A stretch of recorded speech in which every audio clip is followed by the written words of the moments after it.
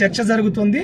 ఏదైతే టీఎస్ఎల్ పిఆర్బికి సంబంధించి sub inspector recruitment examination పేపర్లో క్వాలిఫైయింగ్ పేపర్స్కు సంబంధించినటువంటి 60 మార్క్స్ ఏదైతుందో ఎస్సీ ఎస్టీ వర్గాలకు సంబంధించి కానీ బీసీ వర్గాలకు సంబంధించి కానీ క్వాలిఫైయింగ్ మార్క్స్ ఒక 5 మార్క్స్ తగ్గాలి కదా మిగతా వర్గాలతో పోల్చినప్పుడు అనే ఒక చర్చ అయితే జరుగుతుంది.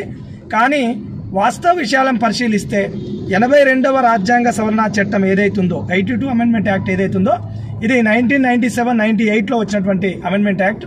ఇది ఆర్టికల్ 335కి చేసినటువంటి సవరణ. ఇది ఫండమెంటల్ రైట్స్కు ఇవ్వబడ్డటువంటి విషయం కాదు.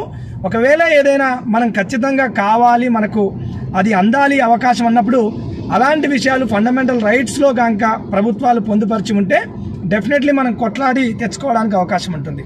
కానీ ఆర్టికల్ 335లో ఈ అర్హత మార్కుల విషయంకు సంబంధించి ప్రభుత్వాలు ఏదైనా నిర్ణయం తీసుకున్నప్పుడు దానిని నిరోధించడం ఎవరు దానికి ఆబ్జెక్షన్ చెప్పదు ఈ కాన్స్టిట్యూషన్ కూడా అని చెప్తూ ఆర్టికల్ 335లో విషయాన్ని పొందుపరచడం అది ప్రభుత్వాల యొక్క విధానపరమైనటువంటి నిర్ణయంగా దాంట్లో పొందుపరచడం జరిగింది.